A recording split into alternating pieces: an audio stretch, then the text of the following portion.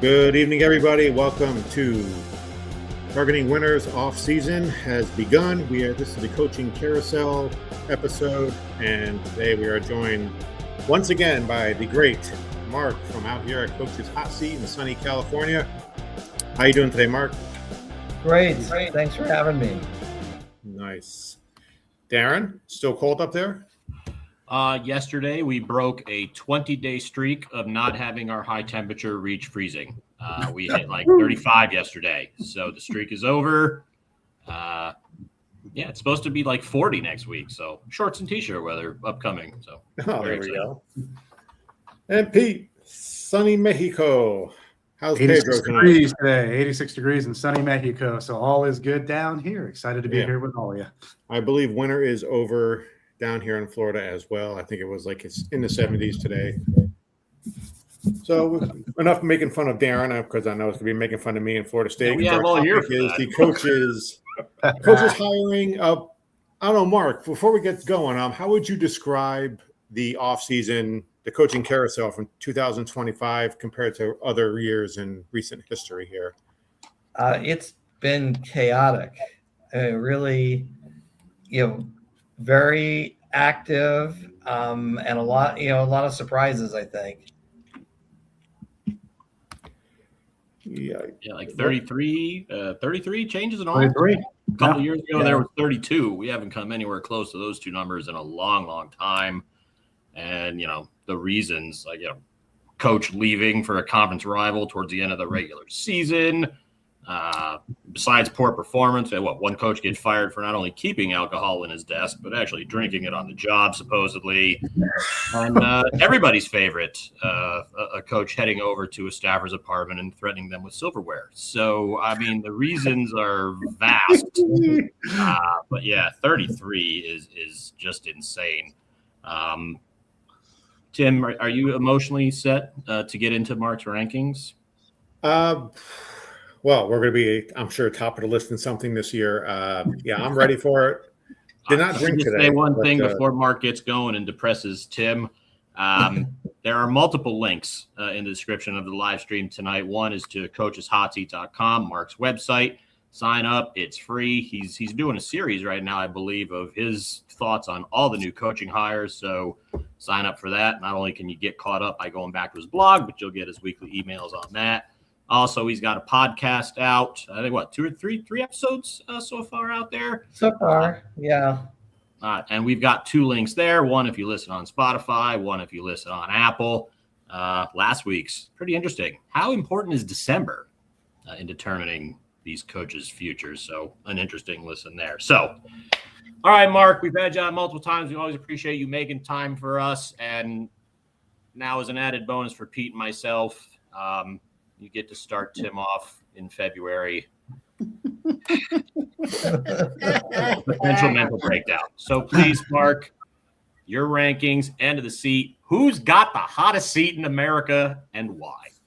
Well, Tim, I'm sorry, but it's Mike Norvell at Florida State. It does not look to be getting any better. You kind of hope in the off season, particularly in this era, that it would get better. And the way it started out was with Gus Malzahn, the offensive coordinator, retiring very suddenly. And so it appears that Mike Norvell will be back calling plays next year. He had one year off. This is just not a good situation. The boosters are upset, and probably rightfully so. They were, they gave input into the stadium reconfiguration and upgrade, and that was ignored. They gave input on the coach, and that was ignored. And so they've stopped writing checks. And so now if you're trying to buy out, and Norvell's got a pretty sizable buyout, you really can't do it. So you're sort of stuck with them for a while. And stuck with the athletic director for a while. So the guy who created the mess will be there, and the guy who is executing the mess will be there for the foreseeable future. It just isn't clicking. He went heavily into the portal one year and was very successful with it. That was the year that they were bumped out of the playoffs. And since then, it's just all fallen apart. Norvell's continued to rely on the portal pretty heavily. What you lose when you're doing that is you lose the culture. These guys are coming in and they're not Seminoles. They don't know about this, and they don't know about the spear. And there's a horse galloping around the stadium. Why? And why are people making that noise? They're really just not into it. They're hired hands, and they don't really care. And that doesn't seem to be something that the coaching staff is focused on. They are focused on. They did recognize that there were cultural issues, and they were focused on, we're a team and we got to play together. But they missed the part about the school, and with a really rich culture that Florida State has, that's a big miss. Yeah, I thought I saw. I've turned a lot of the YouTube channels and the Twitter accounts off for a bit because it's just been so negative. I didn't want to deal with it, but I thought they did hire a general manager. They did. So you think that'll help? I mean, to take as much out of the hands of the athletic director, I think is a good idea. Yeah, I think most of the general managers are working on talent evaluation, and working with the players to make sure that they stick around after their after the 1 year that they've got an NIL. So we'll see what that does. That could help, but it just seems to be. They just don't seem to be connecting on a really disturbing level. Like it just isn't happening. And Norvell seems to be lost as to what to do. He doesn't seem to know. So I think this is probably too big of a job for him. He probably needs to go back to the type of school that he came from. And he was successful at Memphis. He was successful at other places, but this is too big of a stage, I think. Well, at least they'll have the same offensive coordinator as last year. So that. Oh wait, no. Oh, he retired. Yeah, great, lovely. At the last minute. Yeah, he probably just saw the writing on the wall. Maybe I don't think he liked the quarterback. I don't like the quarterback they got either. I mean, I would just like to. They have some kid on the bench. I forget his name, but obviously, but all the players or the fans or whatever seem to like this kid. Cersei, I think his name is, or Sealy. Number 11, I believe is his number was. So, Darren, you can look that up for me. I'm not looking that up for you. I'm not looking that up either. I've totally detached from FSU for the last couple of months. But I like to see them recruit a guy and give him the reins, recruit him, coach him. Because, I mean, he can coach. I mean, he's not like he's totally brain dead out there. I mean,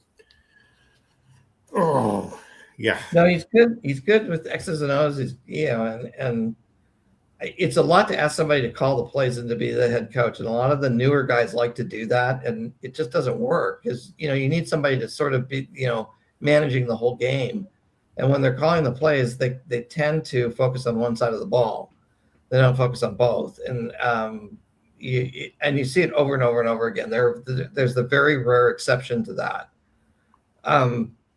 So, I don't know. I think Gus Malzahn was burned out anyway.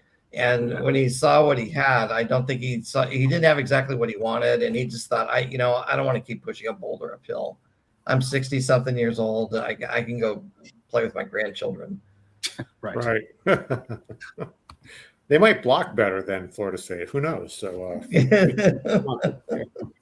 well, before it gets too depressing, let's just move on to some, something else before I start to cry here.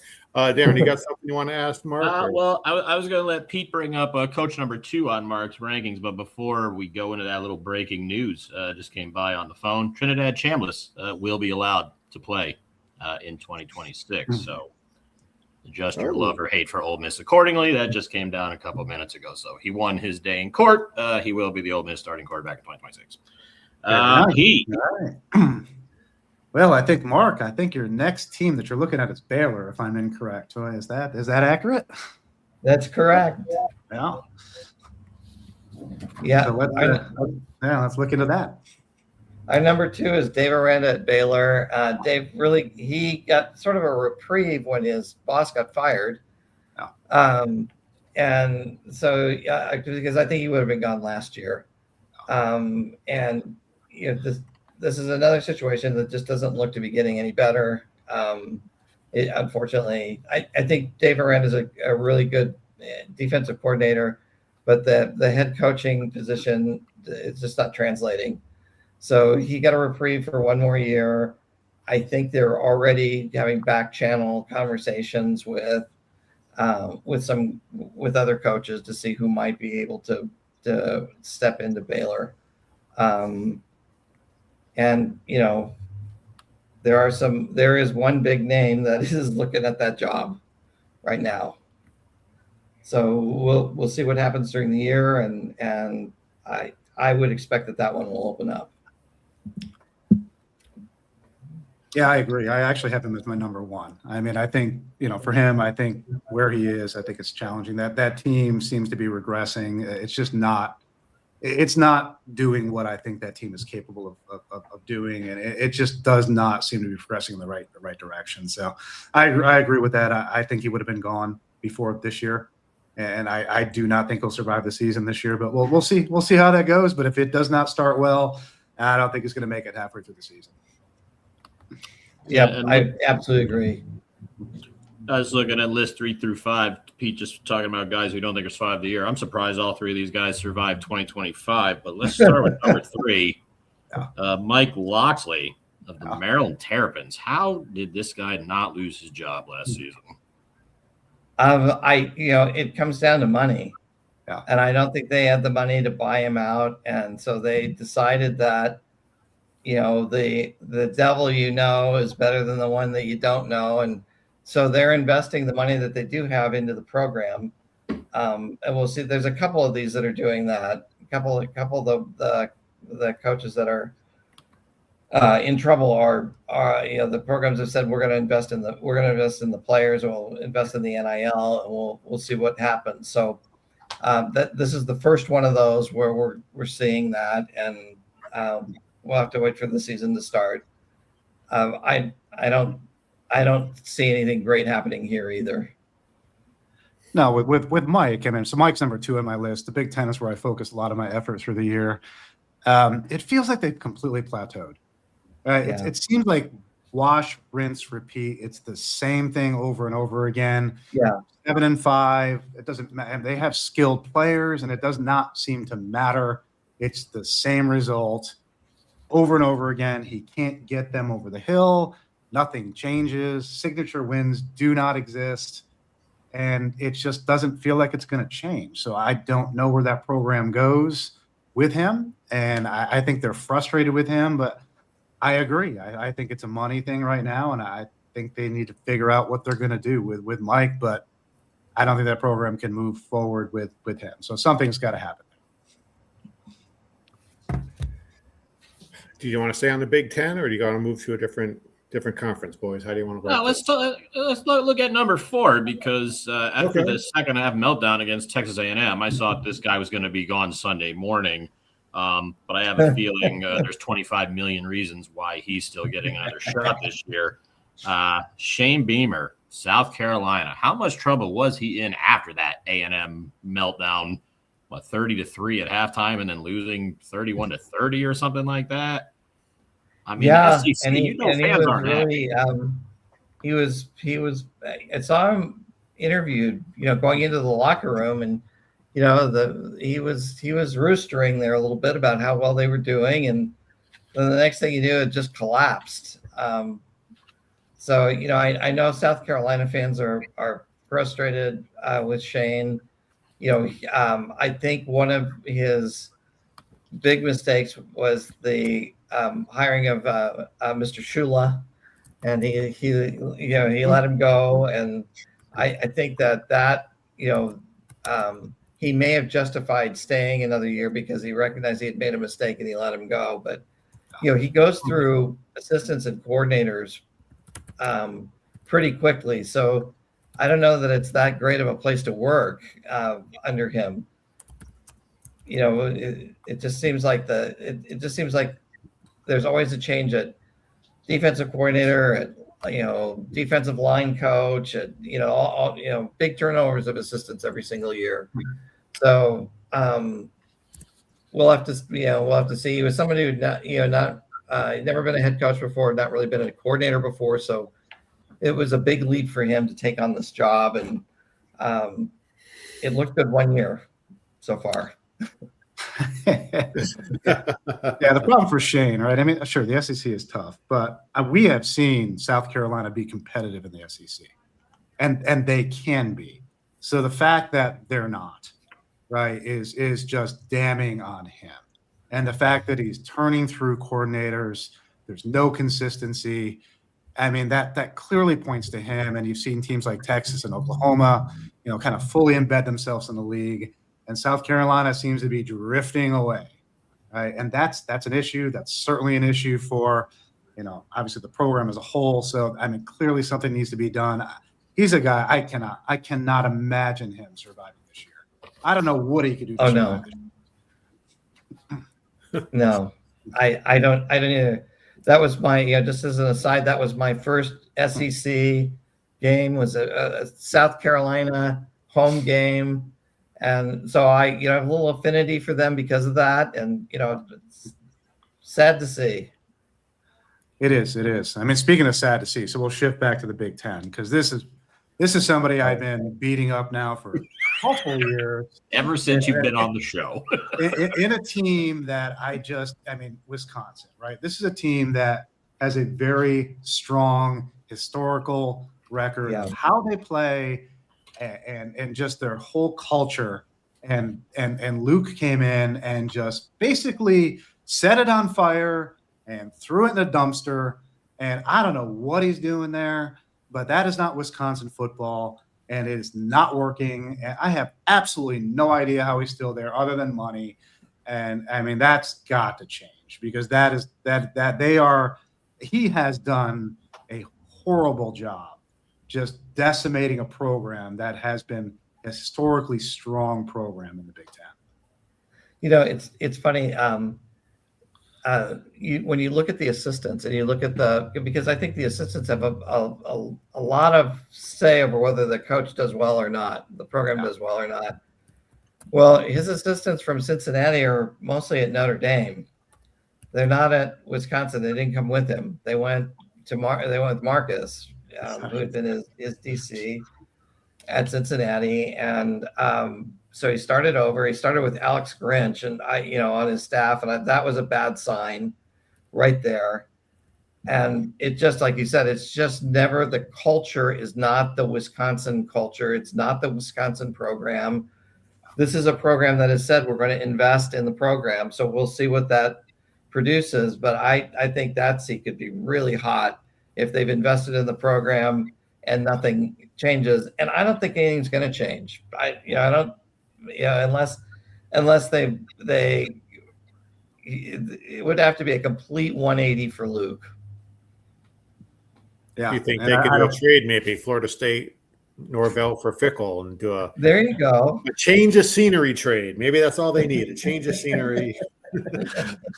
It could not hurt, honestly. I just don't get, like Mark had mentioned a couple of times, you hear all these programs that say, we're keeping our coach, we're going to invest more money in the program. So my first question is, why didn't you just invest more money in the program, along with hiring this coach? And then you would save yourself the embarrassment from hiring this guy. But, one of the things we talked about, Tim, I'm going to ask one question, and I think you're emotionally recovered from the start of the show, and then I'll let you go. But I got some questions from the mailbox. So one of the things I think as fans we all hear about is these insane buyout amounts. James Franklin, $49 million, Jimbo Fisher, $75 million.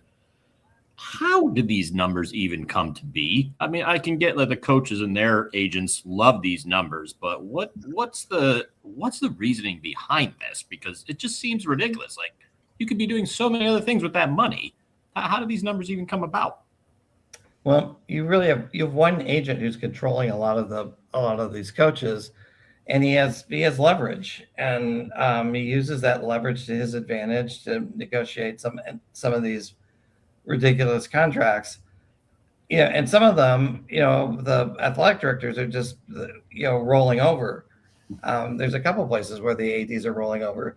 This really started, it goes back to the tarmacking. At this level, Mike Bone a couple of years ago was charged with hiring a football coach at USC. And what he heard over and over again was, you fired a guy on the tarmac. Why would I want to go there? And so that was used as leverage to start the insane buyouts. And since that contract with that buyout, they've gone nowhere but up. So we know who to blame. So Pat Hayden, yes. I mean, yeah, it is hard to feel. Even if these coaches do get fired, it is hard to feel bad for them because they still keep getting paid. I mean, if I ever get fired, I'm not getting any more checks. If we can go back to the Big Ten for a second, I had a buddy at work. I guess we'll call this a phone a friend question. He's a fan of Iowa, and I guess he's tired of Kirk Ferentz. He would like to know, how much longer do you see him staying there, and is he going to leave anytime soon? I guess he wants him gone for some reason. So, yeah, that's an interesting one. So I've heard like for the last few years that this was going to be his last year, and now it's sort of laughable. You hear, it's going to be his last year, and I don't believe it now. I think at some point somebody's going to have to pull him aside and say, "Look, we have a nice cushy office for you in the chancellor's office, and you can go raise money, and this guy's taken over, and it'll probably be an ugly end." But he's made it that way. It's there's a time to step aside. It's probably his time, and they can let him go out on with a great send off and put a statue of him up in the quad and have a nice dinner for him and give him a gold watch and pat him on the back. But I don't think he's going to go that way. I think they're going to have to push him out. well, yeah, that's what John Gruden says. There's two types of football coaches: those who have been fired and those who haven't been fired yet. So Yes. Bobby Bowden was fired. I mean, he even said that to the end. They said they would ask him, after you retired, he'd be like, "No, I did not retire. I was fired." So he said that. So if he can get fired, anybody can get fired. So yeah, all these guys are getting fired eventually, except for Nick Saban. He'll just leave. But I guess he'd be the exception. He left at the right time. That was it. He did. Well, it's got to do with the NIL stuff. He was like, "All right, I'm out." Yeah, this is not. You can't just do the whole go to school, get grades, and be ready for the NFL stuff anymore. Now they want all the money, so that's level the playing field, if you will. So, Darren, you got another one coming up? I asked one. Pete's got a couple that he's got lined up. I do, yeah. Let me circle back to the Big Ten for a minute. So I'm a Wolverine. The Willingham hire is really interesting to me. I personally think it's a really good one. I think he's a culture guy. I think he's a repair the damage guy. So I think, for me, I don't think there's a lot of debate over that one. I don't think he's a shoot for the moon guy, right? He's a fix it. But the one more interesting to me than the Michigan thing, I think that's pretty clear what he's there to do, is the Pat Fitzgerald hire at Michigan State. Yes. To me, that is way more interesting of where that thing goes. And is he somebody who can function in this whole new NIL world, or can he not? That intrigues me because, I think Kyle can do just fine at Michigan, but I'm not sure what Pat can do at Michigan State. I'm really just curious about your perspective, actually, on both guys, but even more so Pat. So he had, let me look at my notes because I actually wrote something down about this. He had a defensive coordinator when he was at Northwestern. The guy had been there forever, and is really, he's a savant with defense. And the moment that guy left, Northwestern started to decline. Yeah. And so that's what Pat Fitzgerald's reputation and his everything is built on, was the Northwestern defense. Well, he had a really good defensive coordinator who'd been there for 50 years or something, and had built up the program, built up the Northwestern way, and then he had Pat there who really kind of backed that up and probably did a couple things to make it help him be successful, even more successful at it.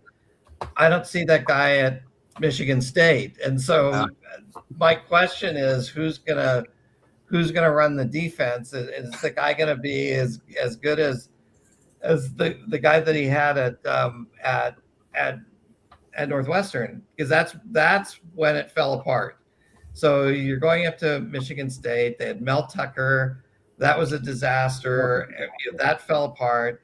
They brought in Jonathan Smith. And listen, if you're willing to wait, probably would have taken 4 to 5 years, but Jonathan Smith would get you there. I preached that for 2 years. They did not have the patience. I preached that for 2 years. Give the man time. They would not do so. So, yeah. No, they threw him out. And now you've got Pat Fitzgerald. So you're going to have 2 big buyouts. Yeah. And you've really killed everything. Because, if I'm a kid and I'm in high school, do I go, God, let me see, Mel Tucker, Jonathan Smith, Pat Fitzgerald? I don't think so. Yeah, I don't think exactly. So.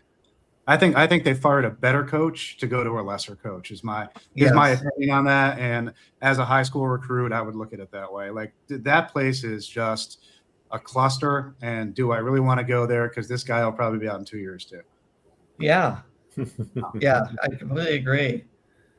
And also, if you're a parent of a kid who's considering a school in that area, I mean, yeah, he was found to have no knowledge of everything that was going on at Northwestern that led to his dismissal. I mean, his job is to be in charge and know everything that's going on. Are you comfortable sending your child to go and play for a guy who is apparently unaware of a lot of illegal things going on in his program? So, yeah, this has got train wreck written all over it. I agree with you and Pete completely. This is not going to end well. Yeah, I'm not sure that program is recoverable anytime soon. I think there's been so much damage done there that they need a complete gutting, and there needs time. Time needs to go before that program's recoverable. They have money, but there's been a lot of damage done there. The athletic director who hired Jonathan Smith was not the guy who fired him. And so when that athletic director change came in, ADs seemed to like to hire their own guy. The writing was kind of on the wall. But what they really needed to lay out was, look, this is the stuff that went on with Mel Tucker, and this is what we're going to do to fix it, and this is the timeline. And nobody ever did that. Nope. Instead, they started talking about how Jonathan Smith didn't fit and he needs to go. And, I mean, it was like the writing was on the wall from the middle of the first year. Like right out of the gate, immediately they were on that. Like, how is this going to work? Right. We did have a question from a YouTube post. Do you want me to go knock that one out there, Darren? Should I go ahead? Yeah, the Heartline question? Yeah, we had one from, his name is Crack Monster. He wants to know what your opinion of Brian Hartline at USF, and where would you rank his hiring in the group of 5? So I think that's a pretty good hire for them. He's coming in behind somebody who was obviously very successful, and I would give that a good, it's always hard to say when somebody's a coordinator and they're going to become a head coach, because you really don't have any kind of track record there. You can kind of look what they did as the coordinator, and you kind of extrapolate from there. But it's different when they're sitting in charge of the entire program. So I would give him, I wouldn't start after him next year, and I wouldn't even start on him the year after if things aren't shooting right out of the gate. I'd give him to at least year 3 before you assess whether that was a good hire or not. He's got to figure out what it means to be a head coach. Mm-hmm. Didn't he pull a lot of those Ohio State receivers from that area of the country, South Florida? So I think he did, yeah. Standpoint, he should be okay. Well, even no matter where they're from, he had Njigba, Harrison. He had 3 or 4 awesome ones, and obviously the receivers that he had this year. So it's interesting that, not interesting at all, not surprising that someone from Tampa would go by the name Crack Monster. Just want to point that out. That's all the Florida man stories. 80% of them come from Tampa. Okay, they're the meth. Up here in Jacksonville, we're like the Waffle House. I understand. Mud truck running with the truck nuts. That's more that hillbillies up in here. Jacksonville. Yeah, right. You know, alligators, Waffle House violence. Everything else is mostly Tampa. So, and all the pythons are down in Miami. That's where it all, most of the Florida man stuff goes. So, we'll move on, Darren. What else you got? I got one. I got one for you, Mark. Actually, so one of my favorite whipping guys for years has been James Franklin. Right, James Franklin is an excellent recruiter. Right, people seem to love the play for the guy, but his tactical stuff on the sideline, he seems to shoot himself in the foot randomly at the worst time possible.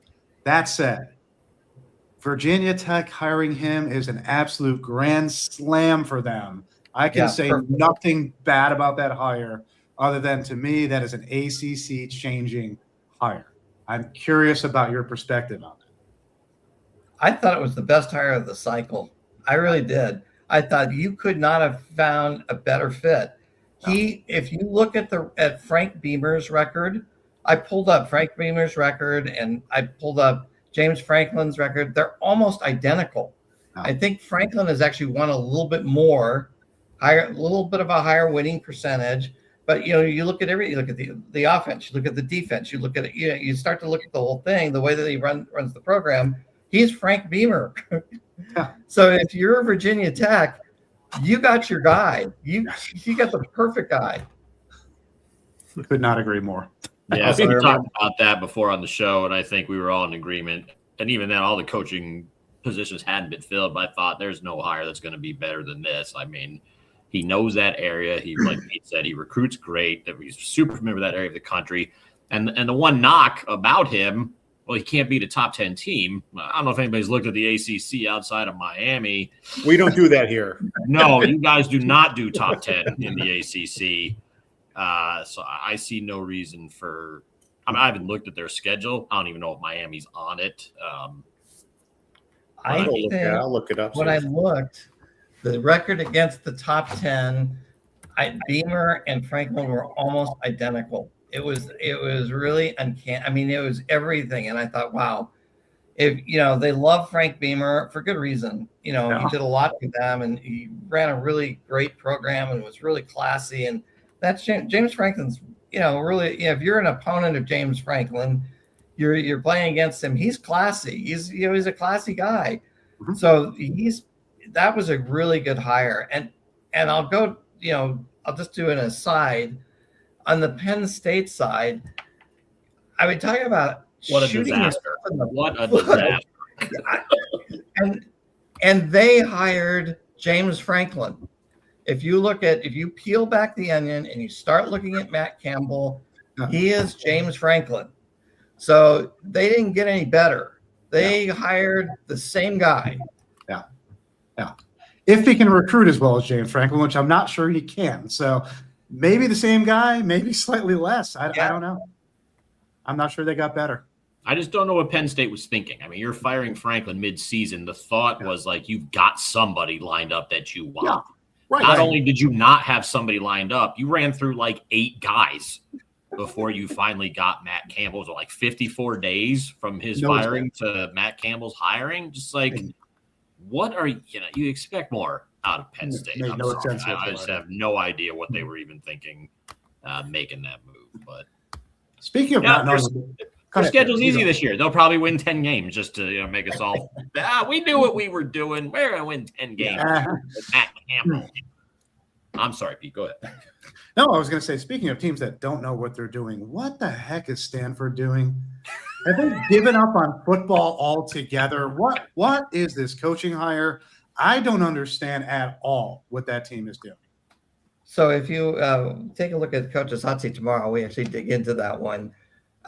Stanford's it's a weird animal because they do things out of the norm. And this is definitely a hire out of the norm. It could work. If it's going to work anywhere, it'll work at Stanford. Let's put it that way. Okay. Fair enough. Anybody else would be pretty up in arms about it, but that's one that could actually work there. But we'll see.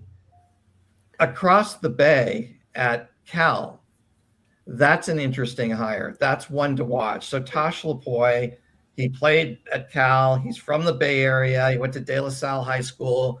He knows the lay of the land there for recruiting. If you watch the game, the game day, when they went to Cal, they were all of the hosts were shocked at the turnout and the enthusiasm. Cal has really been a sleeping giant, and none of us know about it because the last time that they did anything with their team was over 60 years ago, 65 years ago. And so we don't know about it, but they have a really strong culture. They have a really, enthusiastic fan base. They've got the alumni support as long as they think they're serious. And this might be the first time. They've got a chancellor who's an alum who knows that. They've got Ron Rivera as the general manager who knows that. And Tosh Lapoy, who was a defensive coordinator at Alabama and at Oregon, taking over. That might be the out-of-the-box hire that could go somewhere this year. That would be one to watch. You got one, Darren? I got a few here too. I don't know if you. The only other one that I had, I know we were talking about SEC earlier. Am I the only one that hates the Arkansas hire of Silverfield? I mean, does anybody understand what their thinking was? Because this seems like another terrible hire. The Arkansas people don't seem to like it much, but okay, that's what I thought. I'm not an Arkansas person, but I was just like, you got rid of Sam Pittman for this guy. I didn't. He's a game manager kind of guy. I don't know what he's really going to do. Upside doesn't exist, I don't think. So I don't know. Right. No, Memphis was glad to see him go, so that should tell you a lot. Which of all the coaching hires we had this year, which one do you think is the best overall cultural fit? Necessarily the one this coach will win you a championship, but the one that just seems to fit like the community and what the program's trying to do. The Lane Kiffin hire at LSU is probably the one that fits the best. You think of somebody with handy. You think of somebody with swagger who talks a big game and does all sorts of stuff that you go, wow, that's Lane, and he's in a place where he can do it now, where they would embrace it. So that's probably the best cultural fit. That fan base is already fired up. They were fired up the minute that happened. They were already talking smack. So you're right. I mean, they are ready for Lane. So he does fit beautifully there. Yeah. Wow. I believe late September, LSU at Ole Miss. Must-see television. I don't care what's going on that day. Nobody better scheduled a wedding. Not going to be there. That's going to be fun. Oh my God. Yeah. I mean, and I got two more here. I don't know if Pete, if you want to go, or Darren, you want to go? I mean, I have something. Go ahead, Tim. Okay. Which one is the most overhyped that you think it's just going to fall flat? Well, I think Arkansas is a good bet for that. I think we covered Whittingham at Michigan, and I think what we were saying about it was great cultural fit. He's going to put discipline in there. He's going to reset the culture. He's not going to take any crap from anyone. He's just a real no nonsense guy. I've always really liked him. When you dig down into the numbers, and you look at his record, he's not a guy who wins against the big teams. He's gonna beat the middle of the pack. He's gonna have a good record. They're gonna have a winning record. They're gonna go to a nice bowl game. They're gonna look tough, but he's gonna lose against the top team. Yeah. And that's been it. But he'll reset the culture there, and whoever comes after him is going to benefit from that. If the betting line, if the over-under was 3 years in one game for how long Whittingham will be at Michigan, you betting the over or the under? Under. Under. I'm betting the under. Yeah. Okay. Under tops. He's keeping the seat warm for John Harbaugh. That's all that's happening right now. Oh, they're waiting for the Giants to get rid of him, and then he's gonna. No, that's what's going to happen. So you're banking on the Giants' impatience. Yes, I am. Good luck with that. Let me know how that works out. Well, you won't have to. I'm sure we'll all hear about it. So, all right. Go with my last one, or Yeah, I got all the ones from the All right. email. I got a couple of Pete's, but we'll let him ask those. well, the one hire that I hate the most, because I think it's probably the best one, and it's by the Florida Gators, John Summerall. He was like my one of my choices to take over for Norvell if FSU shit Ken Norvell. I wanted Summerall. Are my fears correct, or do you see? Hopefully, I'm way off base here, or do you think I nailed something? No, I think you nailed it. I think and nobody's paying attention to them right now, and they're doing all kinds of the right stuff. So that's why. So there's a couple of them that I'm looking at. I'm looking at him at Florida, looking at Bob Chesney at UCLA. As long as the athletic director stays out of it, that guy is a moron. God bless it. I mean, How do you really feel? talking about bad athletic directors, and he is a bad Martin Jarman. He is a bad one. So it says something when they put together a panel of alums to go make the hire, and the athletic director's not included, and that's what they did. So, but he's another one who's making all the right moves. Lapoy is also making all the right moves. Yeah, so those are three, and along with James Franklin, I think that James Franklin was a really good hire for Virginia Tech. Would either of those three put their team instantly in, mode for playoff or title contention? Do you think in first year out the gate, or is it going to take some growing pains, if you will? UCLA will make noise. I don't think that they'll make the playoffs. But he'll make noise. Okay. Virginia Tech, there's a possibility there, and I think there's a possibility at Florida too. Yeah, that's going to suck.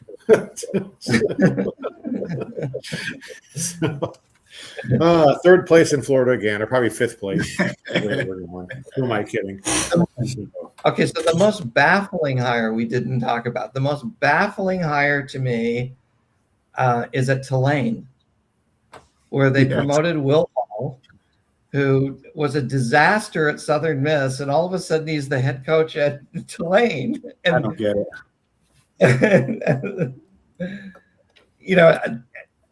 I get emails every week, and I should start publishing some of those because some of them are pretty funny. But there are two coaches where I've gotten a boatload of emails from people when they were let go, where they said the guy is a really nice guy, but it just didn't work out.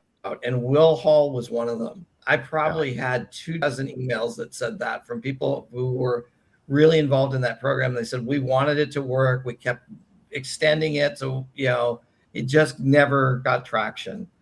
And so when you hear that about, like he had support there till the end, and now he's the head coach at Tulane, I don't understand. That was just a lazy hire. I feel the same way about UAB. I mean, Dilfer we thought should have never been hired in the first place, much less last as long as he did. But you fired him after he went 2-4. You promoted the offensive coordinator, Alex Mortensen. He went 2-4. And his offense actually was worse the last 6 games of the season than it was when he was the offensive coordinator of the first 6 games of the season. So I no idea what UAB is doing down there either. So I expect a terrible year for them as well. Well, that's another really bad athletic director. He's another one I don't get it. Like, why is he still there? But I don't think anybody wanted that job. I think that what they went with was somebody who wanted the job, who was there and who at least knew where the bathrooms were. But they really couldn't attract anyone to that job. And they have really great fan base, really great alumni support. there's a lot of positives to that job. But if they had better management, if they had a better athletic director and somebody who actually really cared about the program, then I think they would be successful. Yeah, the resources that they have available to them from the alumni and from their supporters is yeah. There are a lot of schools that would like to have that. Yeah.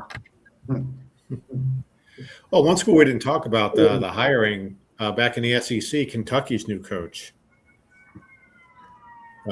Yes. He came over from Oregon. Do you have any thoughts on that guy? Do you think he can move them up the SEC ladder in any way? I do. I think that was a good hire for them too. They I think he was a quarterback at Kentucky, if I'm not mistaken. He's very familiar with that program. He grew up in Kentucky. Yeah, he's an alum. He's a really good offensive coordinator. So if he can make that leap to head coach, that one could be a success. Nice.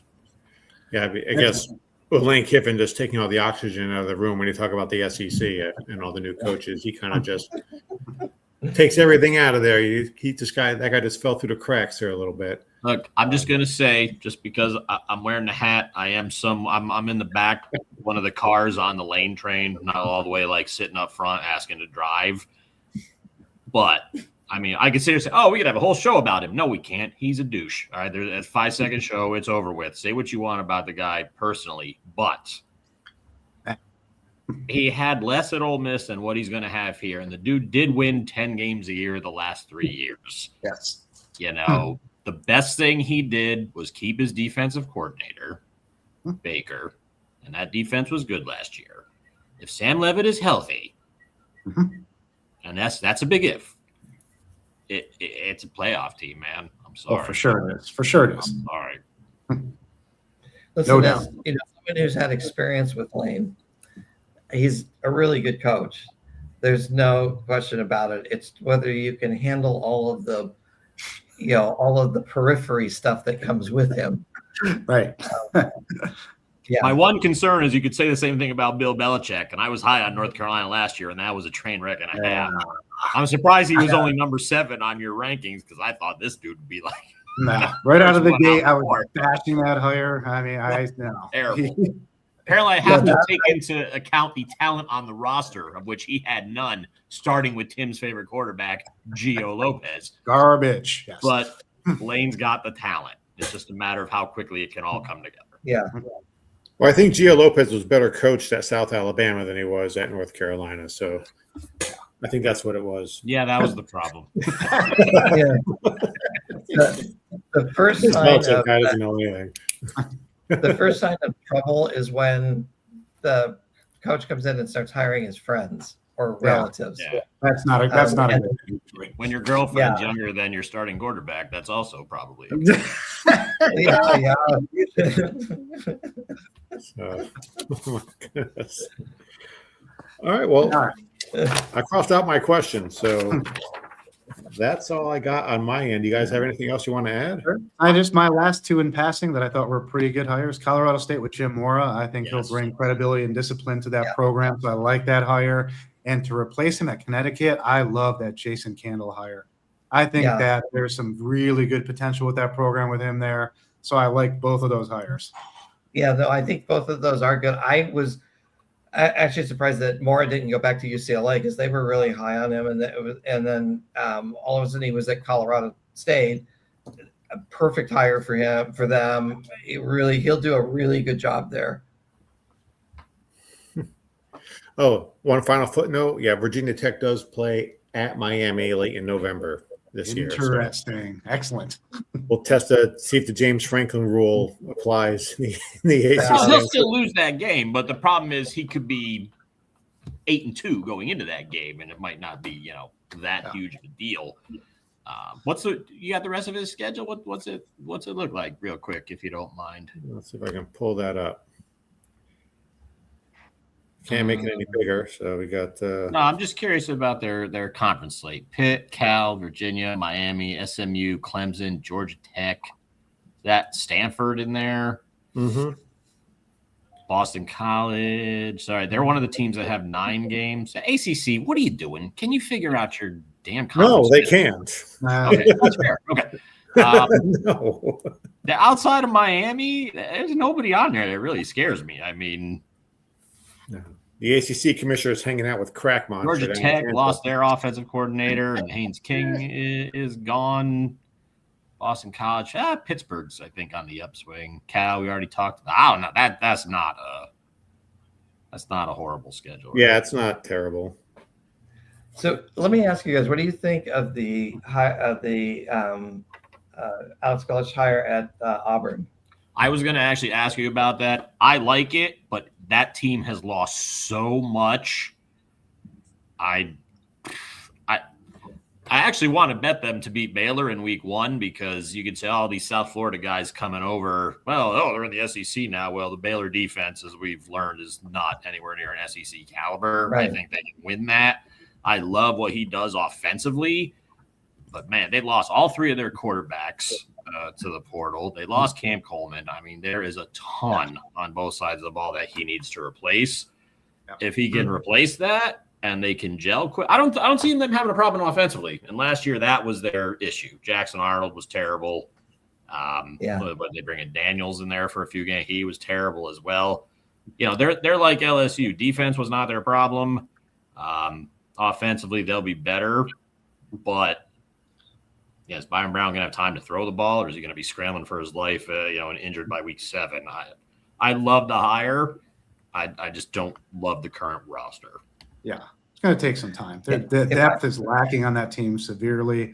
They need to build some depth out, and the upside in the offense is there, and I think it will happen, but it's going to take a little time. Yeah, the problem with that job is what you just said, the patience. Like they've got impatient donors, and they've pulled the plug on how many of the last coaches that they've had. You can go back, and so I'm just. If I were Alex, I don't know that I would have taken that job because of that. Because it's going to take you're going to need some patience. They're going to need to, and they just don't have it there. They fire the coach at the drop of a hat. So I don't know. That's a really rough job. That's a rough as Arkansas, though, because there were reports that come out that he had accepted the Arkansas job, and then his camp came out and said, no, we didn't. And like 72 hours later, he's coaching Auburn. So I was wondering if he's like, lesser of two evils. I'll take Auburn over Arkansas any day of the week.